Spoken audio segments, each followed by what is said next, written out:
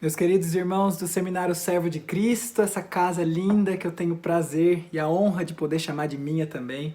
Quero dizer que é um prazer para mim poder servir vocês nesse momento com música. Queria compartilhar com os irmãos dois cânticos que têm falado muito ao meu coração, principalmente aí nesse momento de quarentena, nesse momento aí de incerteza, de ansiedade.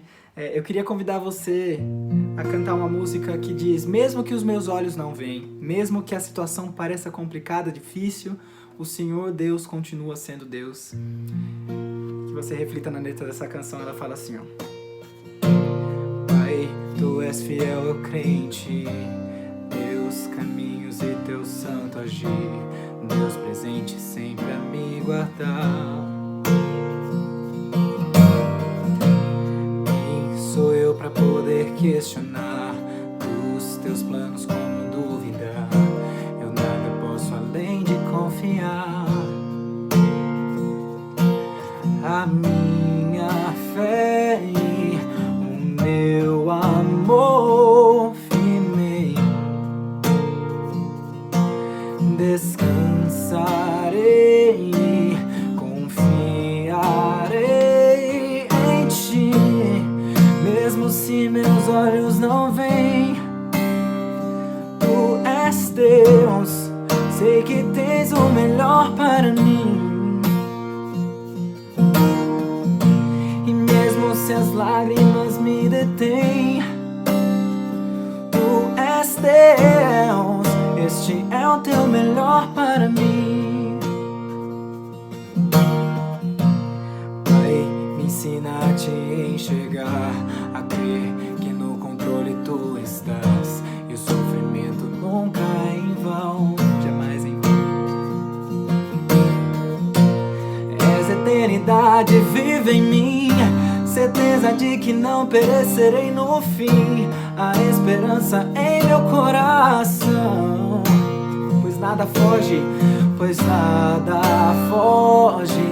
dos planos Teu, Senhor. Descansarei, confiarei em Ti, mesmo se meus olhos não veem. Tu és Deus, sei que tens o melhor para mim. E mesmo se as lágrimas me detêm, Tu és Deus, este é o Teu melhor para mim. Mesmo se o sol parar de brilhar, se a chuva não fizer brotar, se meu plano se arruinar, se meu corpo em doença sofrer, se por Ti eu tiver de morrer, Tua vontade se cumpre em meu ser.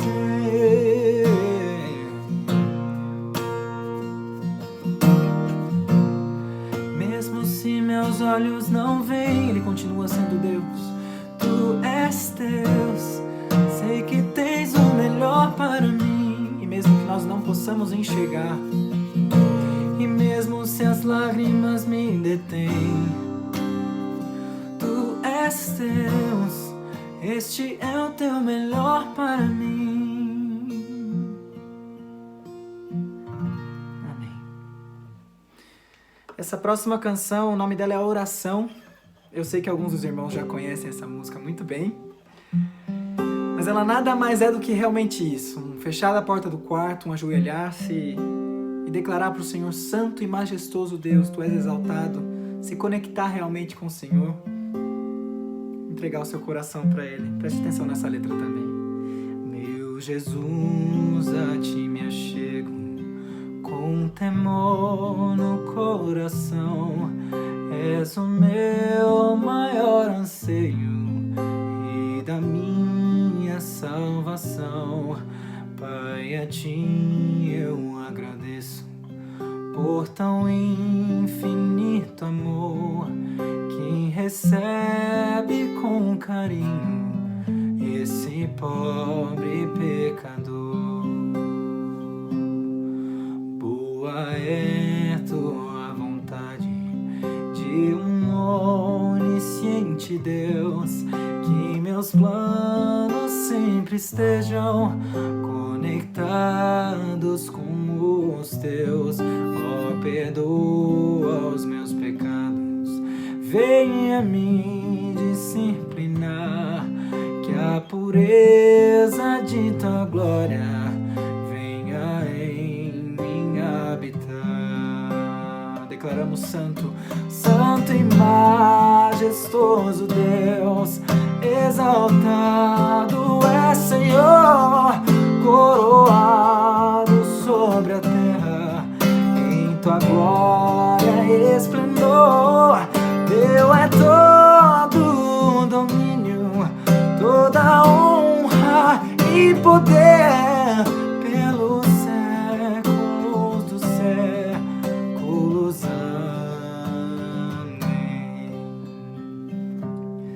Sejas tu meu pensamento ao dormir, ao acordar. Dá-me sede da palavra, sempre nela meditar. Faz de mim, pequeno Cristo, digno de ser filho teu, anunciando as boas novas, salvação que vem de Deus. Santo, santo e majestoso Deus, exaltado é Senhor, coroado sobre a terra, em tua glória e esplendor. Teu é todo domínio, toda honra e poder, pelos séculos dos séculos. Amém.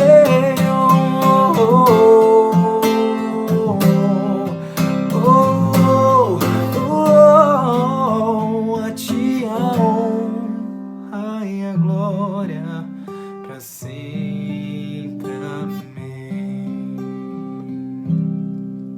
Ao Senhor a honra, ao Senhor a glória, pelos séculos dos séculos, de eternidade em eternidade, de geração em geração, o Senhor Jesus reina. Muito obrigado por esse momento, prazer servi-los mais uma vez, e a gente se vê em breve. Deus abençoe. Olá, meus irmãos, tudo bem com vocês? É uma alegria para mim poder compartilhar esse tempo de meditação na Palavra de Deus, nesse nosso tempo de capela. Hoje eu quero aproveitar que nós temos os recursos visuais aqui, os recursos digitais à disposição, e eu quero, enfim, compartilhar com você a tela do texto e quero fazer esse tempo de devocional junto com você diretamente no texto. Mas antes eu quero orar e quero dar início a esse nosso tempo em que a gente vai meditar na Palavra de Deus. Esse tempo curto de meditação, mas um tempo muito precioso e muito importante para a nossa jornada acadêmica, na medida em que a gente se prepara para servir o Senhor com mais profundidade, na medida que a gente, enfim, está na nossa jornada acadêmica aqui juntos. Então vamos orar e a gente vai começar. Pai, obrigado por esse tempo, obrigado porque estamos aqui, obrigado porque o Senhor é bom, obrigado porque a tua bondade não se retira de nós. E Pai, pedimos que o Senhor enfim, nos dirija nesse tempo em que vamos meditar brevemente na tua palavra, que sejamos desafiados e sejamos conduzidos pelo teu Espírito, e que a tua palavra, que é viva, eficaz, inspirada, suficiente, infalível, ela possa produzir fruto na nossa vida de acordo com a tua vontade. Nós oramos assim no nome do Senhor Jesus. Amém. Gente, eu quero meditar com vocês em Atos, no capítulo 18. Quero ler do versículo 24 em diante. Você está vendo a tela aqui junto comigo. Eu estou lendo na versão revista e atualizada. Diz assim o texto: Ora, chegou a Éfeso certo judeu chamado Apolo, natural de Alexandria, homem eloquente e poderoso nas Escrituras. Era ele instruído no caminho do Senhor, e sendo fervoroso em espírito, falava e ensinava com precisão as coisas concernentes a Jesus, conhecendo, entretanto, somente o batismo de João. Ele começou a falar ousadamente na sinagoga. Mas quando Priscila e Áquila o ouviram, levaram-no consigo e lhe expuseram com mais precisão o caminho de Deus. Querendo ele passar a Acaia, os irmãos o animaram e escreveram aos discípulos que o recebessem.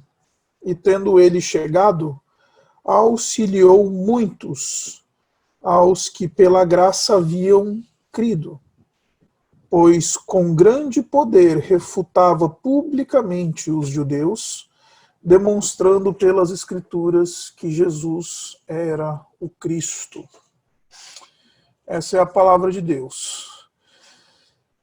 Gente, esse texto que a gente acabou de ler, ele narra pra gente eventos que aconteceram ali no final da segunda viagem missionária do apóstolo Paulo.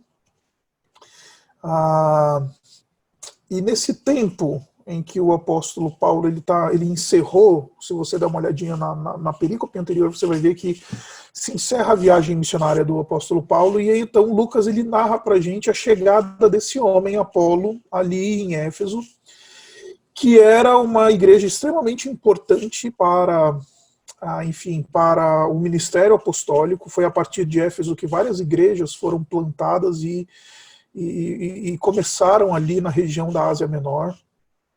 E então o Apolo chegou ali em Éfeso, chegou na igreja de Éfeso. O texto fala pra gente que ele era natural de Alexandria, ou seja, ele vinha de um grande centro. Ele vinha de um ambiente onde ele era um indivíduo que ele tinha sido educado no grande centro cultural do mundo antigo. Alexandria, como você bem sabe, era o principal centro cultural e era o principal centro de formação intelectual, era o lugar dos filósofos, o lugar da academia. A academia ficava em Alexandria, enfim, a biblioteca de Alexandria no mundo inteiro. Então, ele vinha de um ambiente cosmopolita, absolutamente detentor de cultura e de conhecimento, e chega ali em Éfeso. E ele, de maneira geral, ele é um indivíduo que, quando chega ali em Éfeso, ele causa rebuliço, ou ele causa onda, causa impacto, porque o texto vai falar para a gente 4 coisinhas muito interessantes sobre ele. Primeiro, o texto fala para a gente que ele era um indivíduo eloquente. A expressão grega, logios, fala de alguém que era sofisticado, visto que ele era ali de Alexandria. Certamente ele tinha uma boa formação, ele era um indivíduo sofisticado, ele tinha erudição, ele era um homem que tinha recursos intelectuais e recursos acadêmicos, e logo foi percebido pela comunidade de Éfeso como alguém que tinha sofisticação na sua argumentação, sofisticação na sua abordagem, tinha sofisticação, ele era um indivíduo sofisticado. Agora, ele não era somente um indivíduo sofisticado, mas o texto aqui, na minha versão, está dizendo poderoso nas Escrituras.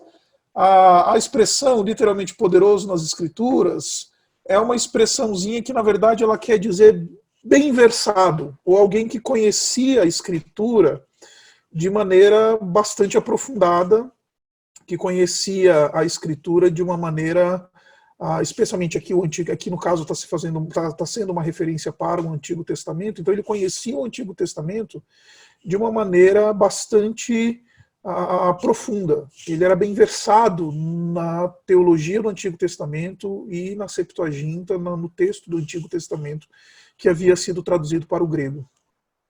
Ele não somente era um indivíduo sofisticado e conhecedor da tradição do Antigo Testamento, o texto diz que ele era um indivíduo que tinha sido instruído no caminho do Senhor. Ele era um indivíduo que a expressão grega literalmente quer dizer catecúmenos, né? O indivíduo que era um catecúmeno da fé. Ele era um indivíduo que ele tinha sido catequizado na vida cristã, na verdade não na vida cristã, mas no judaísmo antigo.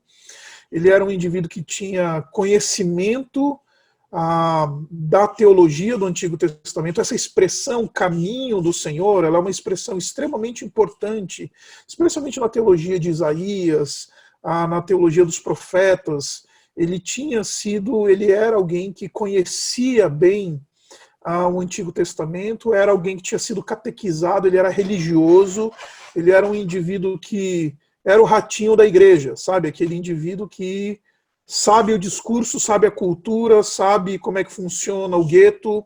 Ele era alguém que tinha sido catequizado. E, finalmente, o texto diz pra gente que ele era um indivíduo fervoroso em espírito, ou seja, ele era um indivíduo que, literalmente, aqui o texto grego vai dizer pra gente que ele tinha alma em ebulição. Ele tinha o seu espírito em ebulição. Ele era um fervoroso, um indivíduo fervoroso. Gente, essa definição que o Lucas ele nos dá de Apolo é uma definição que todo seminarista busca.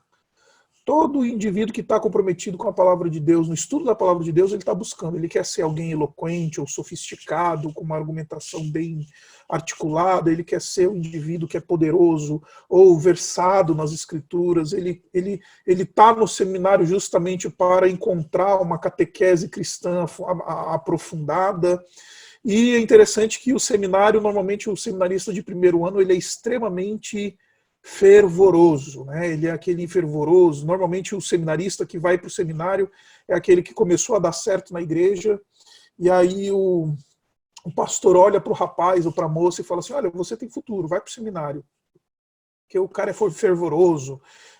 Se a gente fosse da tradição, se eu particularmente fosse da tradição mais carismática pentecostal, era aquele irmão do pezinho de fogo, né? Aquele indivíduo que tem uma espiritualidade muito viva, aquele indivíduo que ora com paixão, que louva com paixão, que se dedica à palavra de Deus, etc. Essa é uma definição bastante interessante. Só que o interessante é que Lucas ele continua e ele diz pra gente que embora o nosso amigo Apolo fosse tudo isso, ele era alguém que conhecia o batismo de João. Ele não tinha um conhecimento completo. Ele não tinha uma instrução plena. E é interessante isso daqui, porque Lucas ele está dizendo para a gente claramente que por mais que estes recursos que Apolo tenha sejam extremamente interessantes, aprofundamento teológico, pleno conhecimento da Escritura, não é substituído por recursos.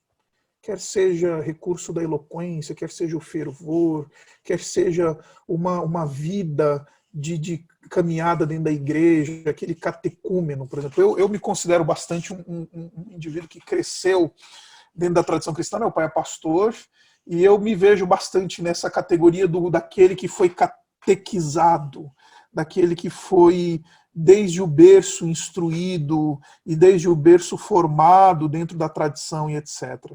O interessante é que Lucas está dizendo que nada disso é suficiente para preparar alguém para a obra do Senhor sem que este indivíduo ele tenha um conhecimento pleno.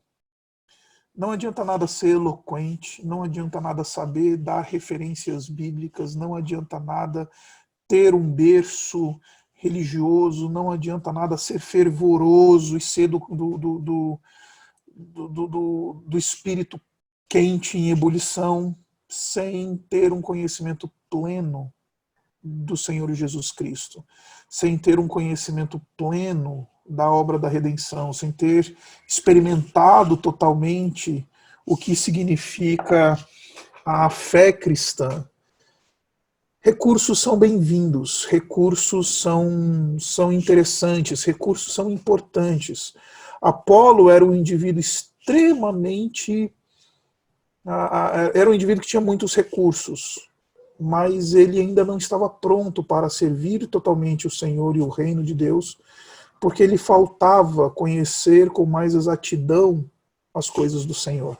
E foi exatamente isso que aconteceu. O versículo 26 diz pra gente que então ele começou a falar, olha a disposição, ele era um cara disposto, ele era um indivíduo que tinha disposto, ele começou a falar ousadamente na sinagoga e ele estava lá querendo servir, ele é um indivíduo que é bem disposto, ele é um indivíduo que ele quer falar ousadamente na sinagoga, ele está a fim de servir.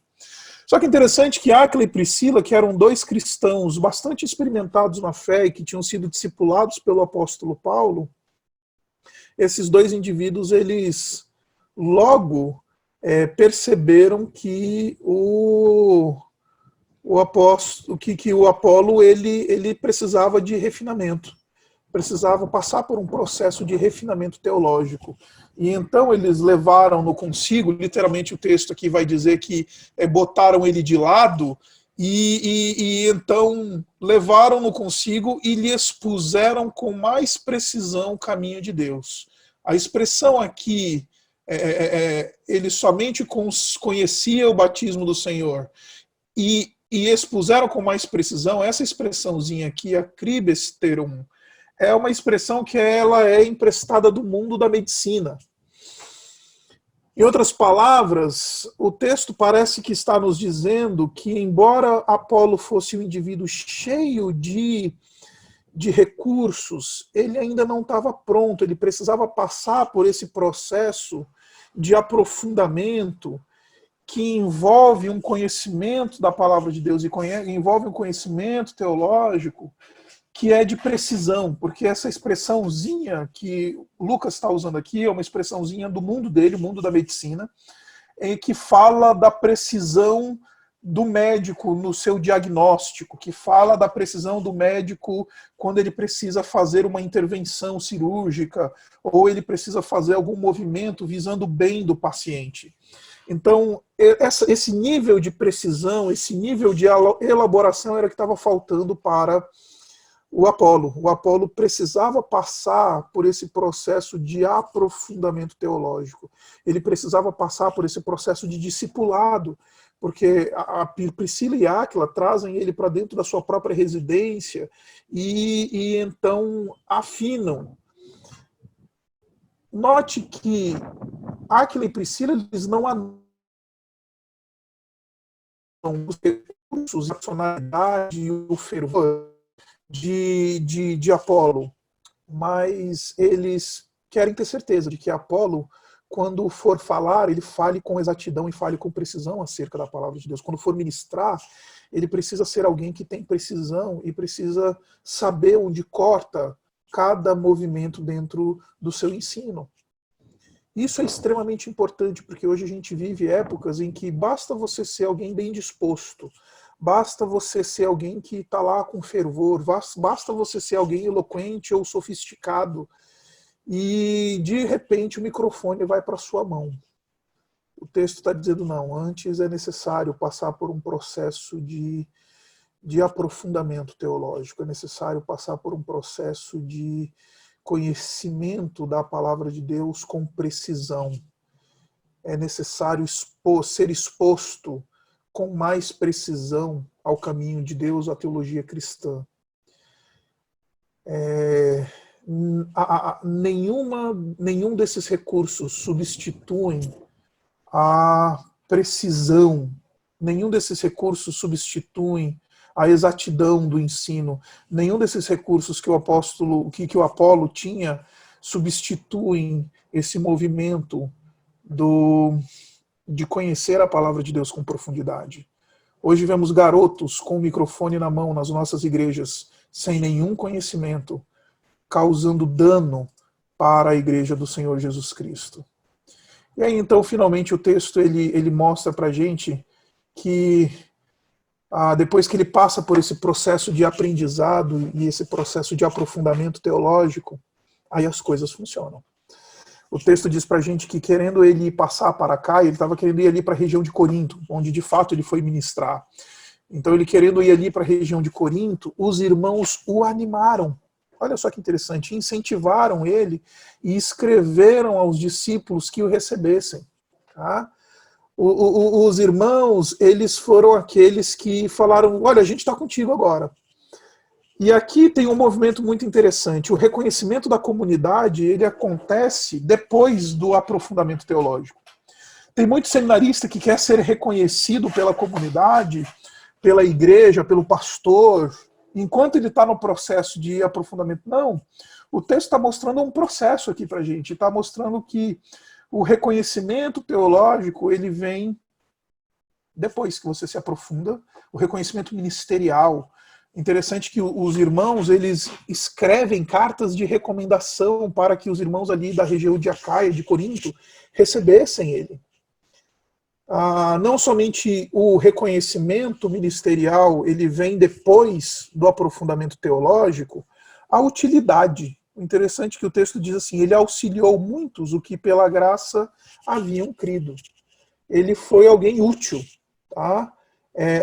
Ele foi alguém que Deus usou de maneira bastante profunda, e ele auxiliou muito, não foi pouco, foi muito, os que pela graça tinham crido. Então você tem, depois do aprofundamento teológico, você tem o reconhecimento do ministério e da vocação desse indivíduo. Depois do aprofundamento teológico, você tem a utilidade no reino dos céus. E depois do aprofundamento teológico, você tem aquilo que a gente conhece como poder. Pois com grande poder, com grande poder, ele refutava os indivíduos, os judeus, mostrando que o Senhor Jesus Cristo era, de fato, o Messias prometido conforme a esperança do Antigo Testamento. Interessante é que poder vem depois desse movimento de vigor, vitalidade. Essa é a expressão eutonos, né? É a expressão de vitalidade, de poder, de vigor, veemência. E é interessante que isso daí vem depois do aprofundamento teológico. Primeiro a gente vai para a palavra, depois vem o poder, vem a vitalidade, vem a veemência, vem a fala com poder, com a exortação. Primeiro vem uma depois vem o reconhecimento ministerial, depois vem o auxílio e o serviço no reino de Deus, e depois vem o poder. O grande problema do seminarista é que às vezes ele quer inverter esse processo. O grande problema do seminarista é que às vezes ele quer o poder, ele quer o reconhecimento, ele quer ser útil, ele quer se tornar útil, ou quer ser reconhecido como útil antes de sentar na cadeira de Áquila e Priscila, antes de ler os livros, antes de fazer as leituras, antes de escrever os trabalhos, antes de reconhecer e antes de buscar um aprofundamento teológico. O problema do seminarista é que porque ele tem tanta vontade de servir, é que ele quer atropelar o processo. Agora, esse processo é importante, meus irmãos, porque, como eu disse para vocês, não há nada pior do que alguém com uma espada cega. Pior do que alguém que tem nenhum conhecimento na palavra de Deus é alguém que tem um conhecimento incompleto na palavra de Deus. Por isso que Áquila e Priscila, eles se preocupam com Apolo, porque o conhecimento dele não é completo, e muitas vezes o conhecimento incompleto, ele pode ser, e é de maneira geral, mais danoso do que nenhum conhecimento. Ele é um conhecimento que pode matar, que pode desanimar, que pode gerar frutos danosos no meio das ovelhas do Senhor Jesus Cristo. Eu comecei a ensinar teologia em 2007, eu tinha acabado de me formar, eu estava cru de tudo. E eu lembro que eu fui ensinar hebraico. É bem verdade que eu tive um bom curso de hebraico, passei pela formação de grandes professores, mas eu ainda não tinha um conhecimento pleno para ser capaz de ensinar. E então, quando eu peguei a minha primeira turma de hebraico, eu fui maldição para esses meus alunos. em vez de ajudar, em vez de auxiliar, eu acabei com o semestre de 14 alunos que tive quando recebi a missão de ensinar hebraico para esses alunos. Porque um conhecimento parcial, ele é mais danoso do que um conhecimento, do que nenhum conhecimento. Um conhecimento parcial, ele produz mais heresia e mais dano do que um conhecimento, do que nenhum conhecimento. Por isso esse processo que o Apolo ele passou e se submeteu, ele é importante para aquele que está estudando a palavra de Deus. De novo, você talvez seja uma pessoa cheia de recursos, você talvez seja uma pessoa cheia de eloquência, de sofisticação, Deus tenha dado oportunidades que não deu a outros, deu inteligência que ele não deu a outros, mas eu vim dizer para você que nada disso substitui profundidade e conhecimento da palavra de Deus e bom conhecimento, conhecimento profundo, teologia sólida, solidez teológica. Então, nós, como Áquilas e Priscilas na sua vida, a gente quer ver em você isso. Ver em você, que é seminarista do nosso seminário, esse desejo de ser como Apolo, que se senta na cadeira e fala, opa, eu preciso aprender. Preciso ter um espírito humilde, preciso ter um coração ensinável. Porque é a partir desse movimento que a gente, então, chega a um bom conhecimento.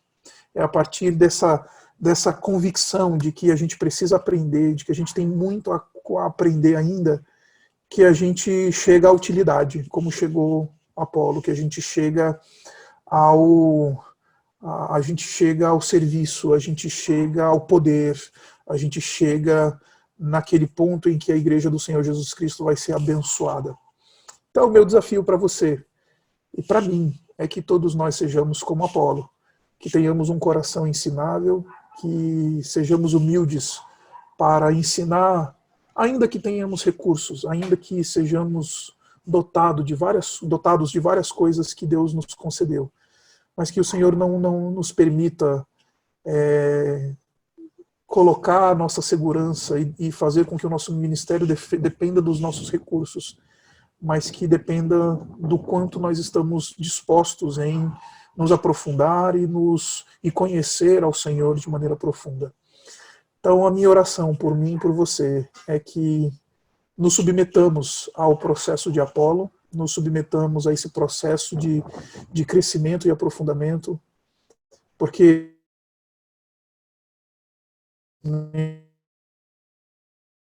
e aprofundamento que vem conhecimento, vem o poder e vem a utilidade. Deus abençoe você. Eu espero que esse tempo tenha sido precioso para você e nos vemos na próxima. Um abraço.